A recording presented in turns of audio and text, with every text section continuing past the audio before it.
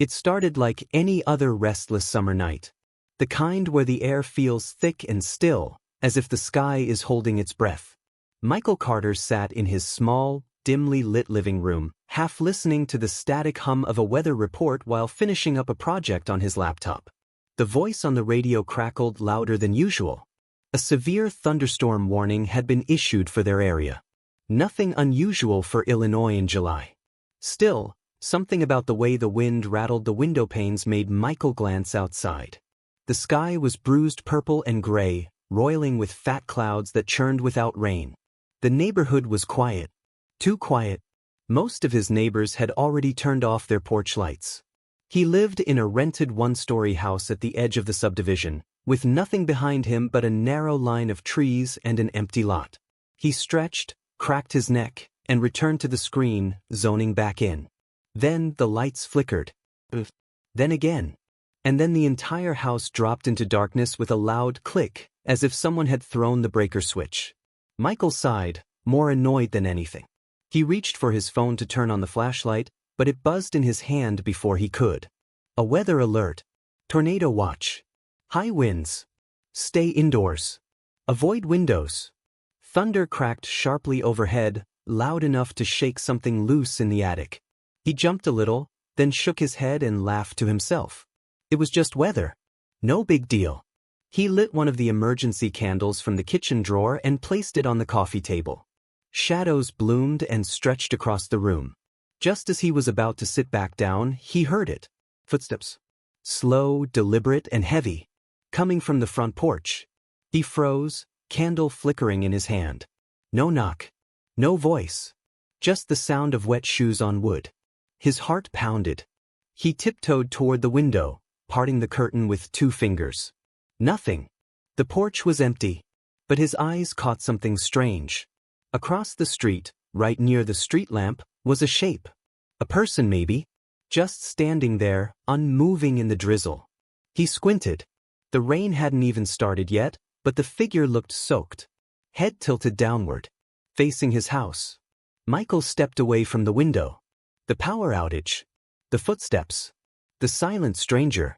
Then his doorbell rang. Just once. He swallowed hard. Who the hell would be out there at this hour, in this weather? He inched toward the door and slowly turned the deadbolt. Every instinct in his body screamed not to open it, but his curiosity was louder. He opened the door just a crack. No one. The porch was empty again. No footsteps. No sound but the distant rumble of thunder. But then he looked down. Wet footprints. Leading away from the door. But not toward the street. They trailed along the side of the house, disappearing into the darkness around the back. Michael slowly closed the door and locked it. That was when the wind outside began to howl like a living thing. And the candlelight dimmed. The wind outside had taken on a voice. It screamed through the trees and rattled the gutters like something trying to get in. Rain pelted the roof in sharp, sudden bursts, and thunder echoed off the walls like distant artillery fire. Michael sat frozen on the edge of the couch, candle in one hand, phone in the other. The screen was dead. No signal. No power. Just him, the flicker of flame, and the storm pressing against the house like a hungry animal. He couldn't stop thinking about the footprints. The direction they had gone. Around the house, into the blind spot where the kitchen window faced the backyard. He hadn't checked if it was locked. Slowly, he stood up and made his way to the kitchen. The candle's light swayed with every shaky step. He passed the hallway, the small bathroom, the framed pictures of places he barely remembered visiting. As he reached the kitchen, a bright flash of lightning filled the house, turning every shadow into sharp silhouettes. For a fraction of a second, the whole room was illuminated, and something outside the kitchen window moved. Michael ducked down instinctively, heart hammering. He waited, counted silently in his head. 3 seconds later, thunder crashed. He crawled toward the lower cabinets, grabbed the flashlight he kept under the sink, and clicked it on. A thin, pale beam stretched across the floor. He aimed it at the window. Nothing. But then he stood up slowly and dared to peek out through the glass.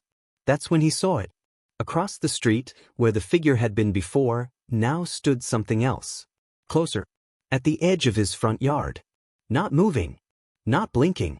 Drenched, but motionless. Michael squinted. The flashlight didn't reach that far, and the storm had swallowed most of the streetlights. But he could make out a figure, definitely human, but off somehow. The arms hung too long, too straight. The head looked tilted at an unnatural angle. And even from that distance, Michael could tell it was looking straight at him. His mouth went dry. He pulled back from the window and turned off the flashlight. He didn't want to be seen. He crept through the house, closing the blinds one by one, but careful not to make a sound.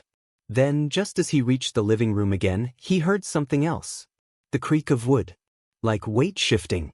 Coming from the porch. Michael held his breath. And then, the doorbell rang. The exact same sound as before. But this time, it was followed by something worse. A sound so faint he almost missed it. Breathing. On the other side of the door. Slow. Wet. And labored. Like someone trying not to cough while drowning. He didn't move. Didn't speak. The breathing continued, just inches from the wood. Then, after a few long moments, it stopped. Silence returned. Except for the storm. Michael stayed rooted in place, trying to calm the adrenaline shaking his hands. Then something hit the house. From the back. He spun around, knocking over the candle, which rolled under the coffee table. Darkness swallowed the room. Something was out there. And now it wasn't just waiting on the porch. It was circling, looking for another way in. Michael stumbled in the dark, hands groping along the wall until he found the spare candle. His fingers trembled as he lit it again, the tiny flame blooming like a fragile heartbeat. Shadows leapt across the room, dancing wildly as he picked up the candle and scanned the walls. Something had slammed into the house. It wasn't the wind. He knew that now. And he wasn't alone. Michael crept to the back door near the laundry room. The rain was hammering against it, but everything looked intact. He reached out to test the lock, still bolted. He flicked the flashlight on and swept it across the small mudroom. Empty. He turned to go back to the living room.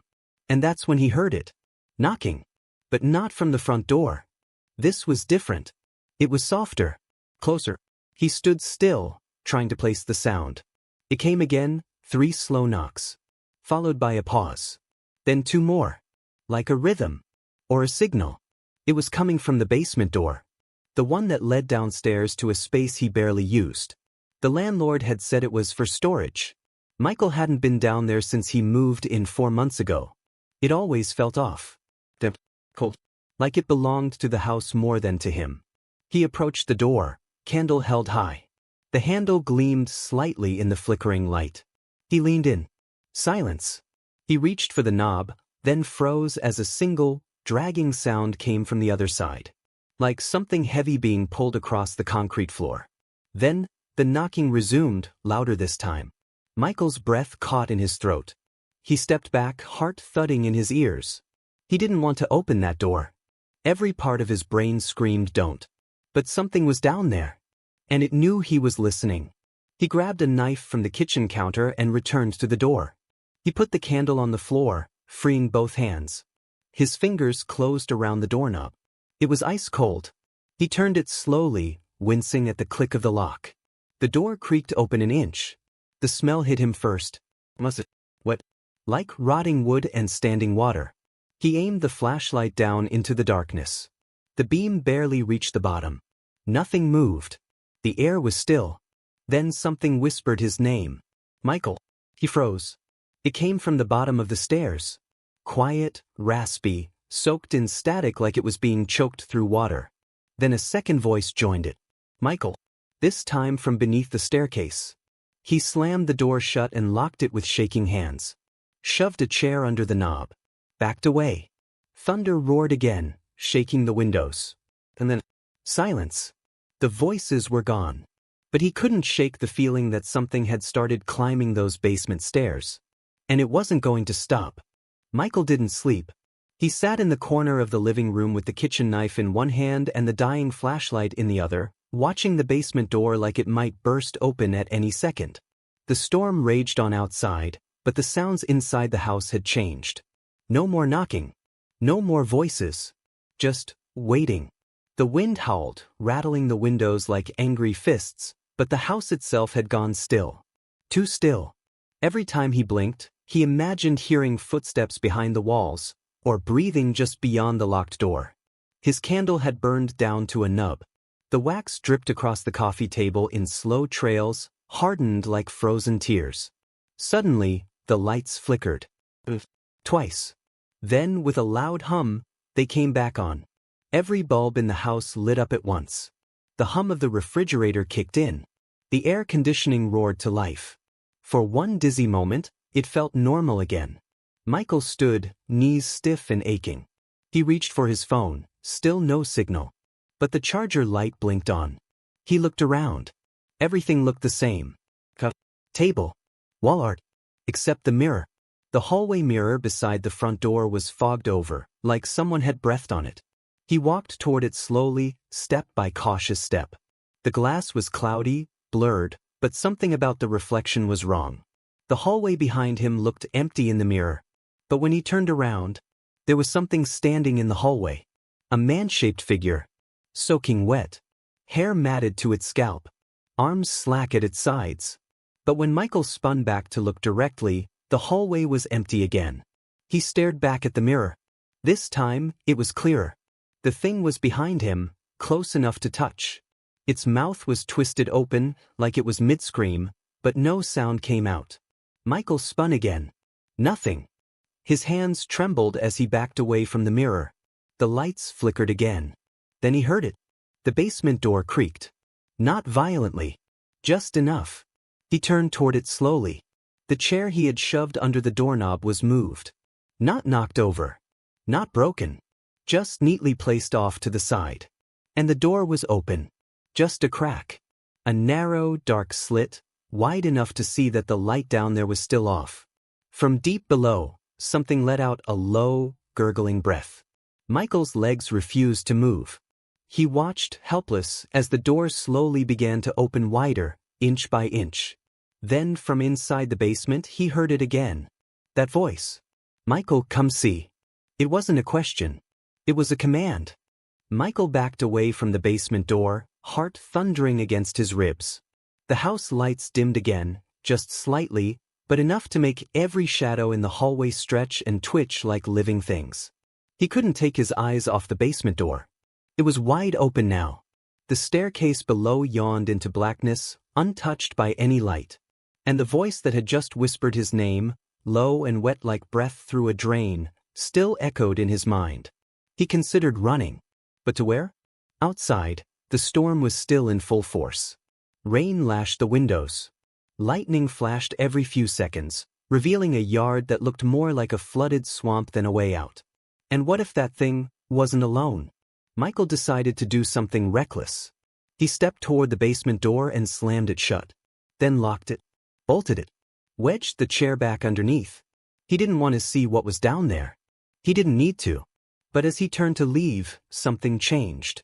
The air in the room shifted, like the pressure had dropped all at once. The walls creaked. The floor groaned beneath his feet. The hallway light above him flickered, then blinked out. That's when the TV turned on. He hadn't touched it. It flashed to life on its own, screen glowing with nothing but static. The remote lay untouched on the floor. Michael crept back into the living room, every step deliberate, his breath shallow. The sound from the television wasn't just white noise. There were words mixed into it. Voices buried inside the static. Don't go. Let it in. It knows you. The images on the screen flickered rapidly. A distorted face. The shape of a staircase. A door slamming shut. A puddle of water spreading across the floor. Michael's own face. Just for a split second. But it wasn't live. It wasn't a reflection. It was a video of him, from earlier in the night. Sitting at his desk. Working. He stared, frozen. Then the footage changed. It showed the moment he had walked away from the front window.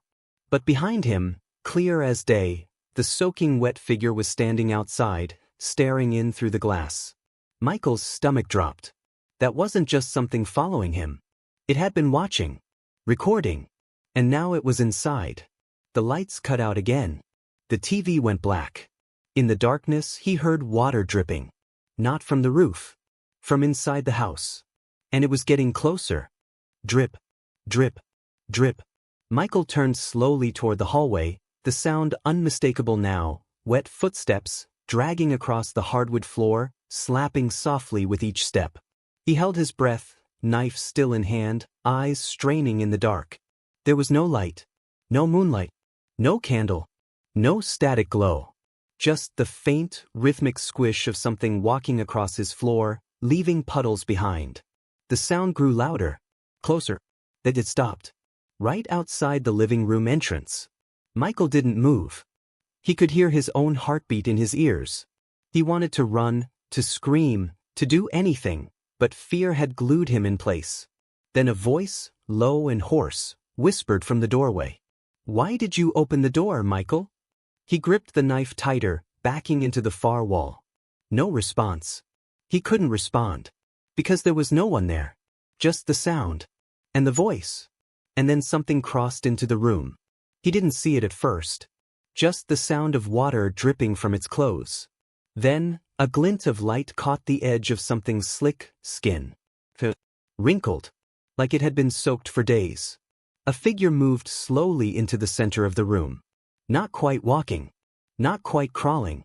Michael blinked hard, trying to focus. It looked like a man, but its limbs were too long, too thin. Its skin hung loose over sharp joints. Its face was hidden beneath wet, matted strands of black hair, and from beneath that hair came a hissing, wet sound, like air escaping from a drowning mouth. It was soaked, head to toe, and its eyes were two pale, swollen slits. It raised its head slowly and took another step forward, water pooling at its feet. Michael's legs finally reacted. He bolted for the hallway. But the moment he passed the doorway, every light in the house turned on at once. Bright, blinding. And all around him, in every direction, were footprints. Wet, bare footprints. On the walls. On the ceiling.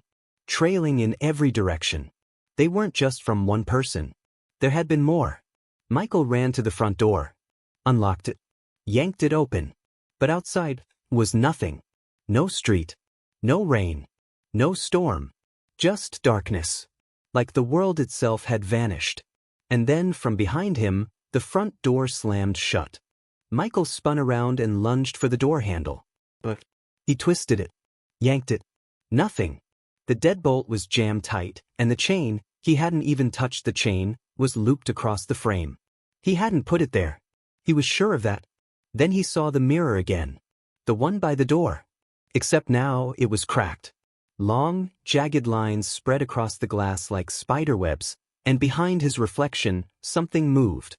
Not in the hallway. In the mirror. Turned. The hallway was empty. But when he looked back, there it was again. That dripping figure. Closer this time. Standing just behind his shoulder. He covered the mirror with a towel and backed away, pulse racing, knife clutched in a white-knuckled grip. This wasn't just a haunting. This was something older. Something that didn't need to follow the rules of doors or locks or time. He retreated to the kitchen, flicked on every light switch he could find. The fluorescent bulbs buzzed to life, humming softly. Then flickered. Then dimmed. He checked his phone again. Still no signal. But the battery icon flashed bright red. 3%. He opened the Notes app with shaking hands and started typing. If someone finds this, I was alone during the storm. Something got in. I didn't let it in. I swear I didn't. He stopped typing when he heard a voice. Not from the hallway. From inside the kitchen. It whispered inches from his ear. We were already here. Michael spun around. Nothing. Then the sink turned on. Water gushed from the faucet, overflowing the basin, spilling across the counter and onto the floor. He rushed to turn it off, but the handle snapped off in his hand. The water didn't stop. It got louder, heavier, like a flood bursting through a crack. Then, from beneath the kitchen table, something crawled out. Not walking. Slithering. A hand. Pale, waterlogged. Fingers twisted, nails broken. It gripped the edge of the linoleum floor and pulled, dragging the rest of itself out from the dark. Michael ran. Back to the living room. Back to the basement door. But this time, he didn't hear anything from below. Instead, he heard the voice again. Not just one. Many. All at once. Whispering his name. Chanting it. Michael. Michael. Michael. Like they were waiting. Like they were already inside every wall. He backed away, breath ragged, the knife trembling in his hand. Then the lights went out.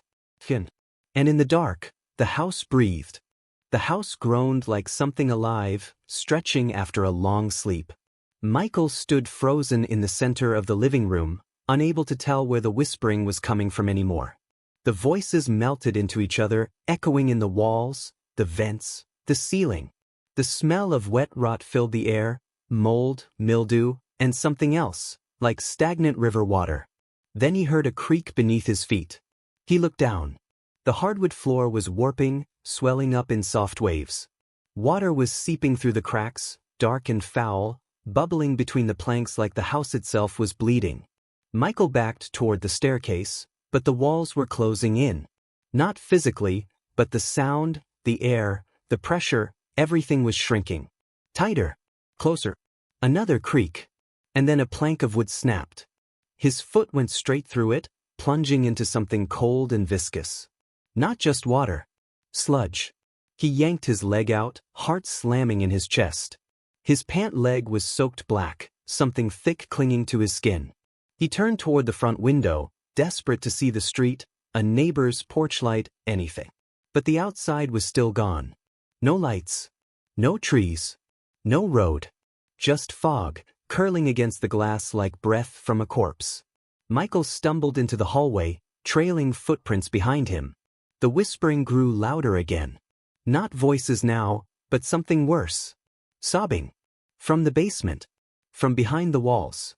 From under the floorboards. It sounded human. A woman. Crying. Muffled. Choked. Then something slammed against the wall beside him, hard enough to rattle the nails. He jumped back. Another slam. From the opposite wall.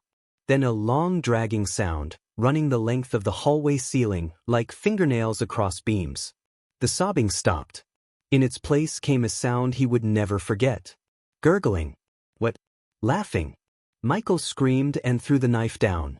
It clattered on the warped floor, landing near a growing crack in the wood. The house shifted again. Tilted. He could feel it. Like something enormous had moved underneath. Then the floor split.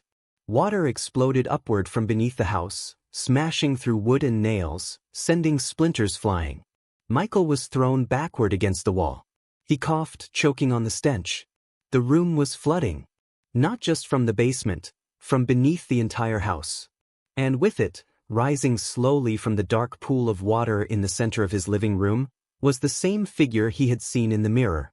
The thing with no eyes. No breath. And his voice.